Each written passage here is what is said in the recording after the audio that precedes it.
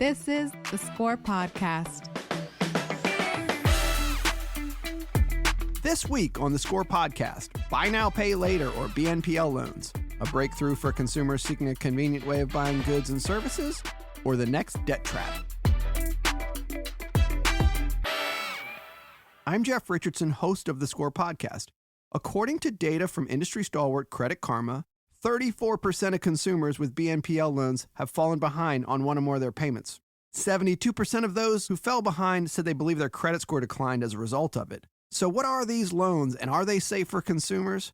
On today's podcast, I'm joined by Gary Stein, Chief Product and Compliance Officer at OpiPay, which is one of the more recent BNPL providers to enter the market. But Gary also brings to the podcast over 9 years of experience at the Consumer Financial Protection Bureau, where he served in several capacities, ultimately as the Deputy Assistant Director in the Office of Consumer Credit, Payment, and Deposit Markets. Gary, thank you for joining us.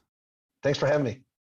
So Gary, first, what differentiates Opie from some of the other players out there? You can't open your inbox without some article being about the buy now, pay later trend. So what's setting Opie apart? The whole buy now, pay later movement, it's a moniker that I think might mean different things to different people. It's specifically focused on the pay in 4 model, making 4 payments, generally over 4 2-week periods, generally with no fees charged to the consumer. What we're doing at OPI is really more akin to point of sale installment lending. We do this with a bank partner. We charge consumers, I will say, affordable and flat and transparent fees or finance charges. The idea is that giving consumers an opportunity to have not only transparency, but control and confidence to make transactional decisions about where to pay for things. And I think uniquely also, we're not starting first in retail and e-commerce. We're starting in healthcare, auto servicing, and a couple of other segments as well. But think of it as the areas where you may have unanticipated costs, where a consumer has generally more than a transactional relationship with the merchant. And I think that drives some differences in buying behavior and our ability to underwrite and look at the risk of those situations. That makes sense. And I guess in some of those emergency situations, consumers maybe in previous days would choose to swipe a credit card or pull out an installment loan. Over at VantageScore, we're in the risk assessment business. So how might the type of transaction done with OpiPay have a different risk profile than some of the loan products we're more used to seeing? That's a great question. So I love my credit card. Credit cards are pretty ubiquitous. And as a result, half the population gets their points, they pay off everything, they transact. And the other half of the population has balances that carry over and pays interest that they probably can't predict very accurately. And other captive financing plans, private label programs might, like I said, have deferred interest, or they might just be seen as a last resort for consumers. What we're doing is really trying to meet the needs of virtually all borrowers in the marketplace. And being able to isolate it to a transactional basis lets us evaluate the risk more clearly, and then as a result, make our loans more accessible and affordable. It's certainly important for all of the financial services industry, including VantageScore and including Opie, I'm sure. There's got to be some aspect of what you're doing that kind of falls under the mantra of do well by doing good. And so can you speak a little bit about how Opie is helping to get those that might have been lining up at predatory lenders to use a credit product that isn't going to cost as much?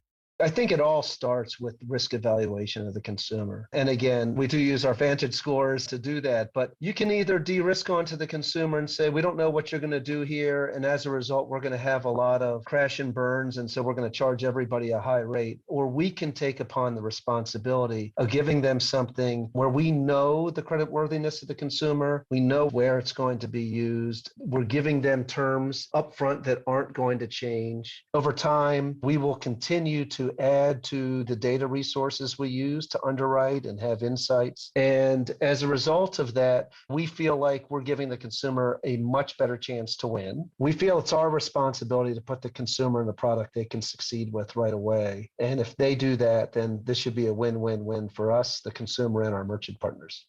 Right. By keeping fees low, light bulb moment, they can actually pay back easier.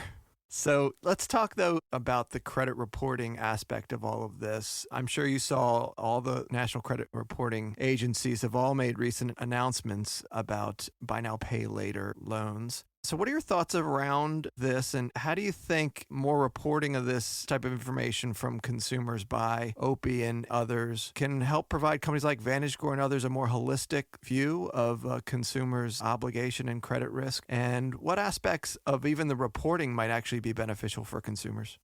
I'm a big fan of it. And while we're not reporting today, we are actively working on it and will by the time we're 1 year old. I think it's important to feed the ecosystem so that we can all inform the credit decisions that we're making. And quite frankly, I think it works for the consumer. It provides them a reward. We want to provide them a path to build their credit and to build their scores back. And I think the more informed a marketplace, obviously, privacy concerns aside, the better it can operate for consumers. I do think that one of the things that I've understood, part of the reason this is taking some time, it is a multi-party street. So it's not just the lenders, it's the bureaus and their ability to ingest this data and to apply it effectively and not treat, certainly the loans that we're making as a last resort captive financing that only poor credit would obtain, because that's not really the market we're going after. And so it'll be important that on-time behavior and repayment figures positively for consumers. Yeah, the devil's in the details, and we got to get reporting right so there's no unintended consequences. So tell us a little bit about your background and how you found your way to OPI.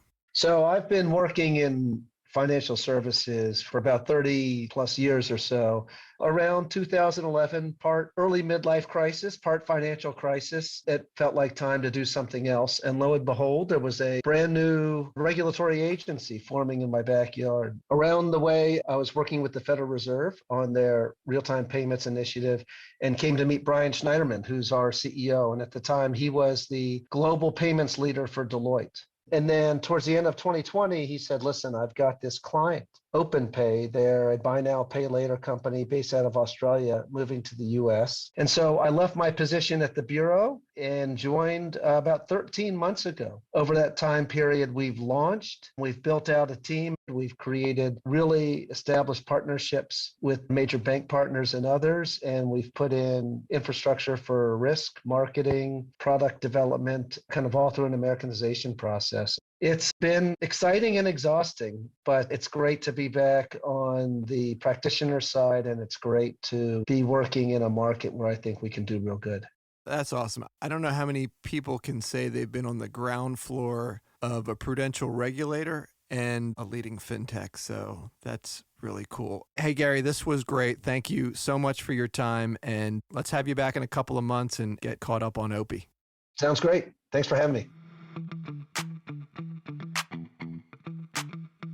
Buy now, pay later loans are not a fleeting trend. It is here to stay.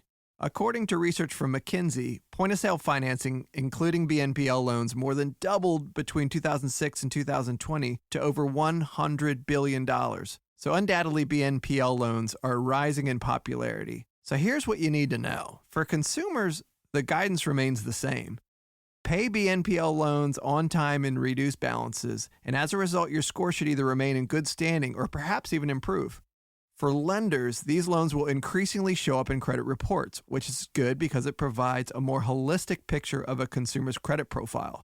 Ultimately, this is good news from a risk management perspective, because the better understanding we have of a person's debt obligations, the more safely consumers will get matched with the right types of credit products. And that's a good thing. Thank you for tuning into the Score Podcast. I'm Jeff Richardson, and join us next week for our next episode.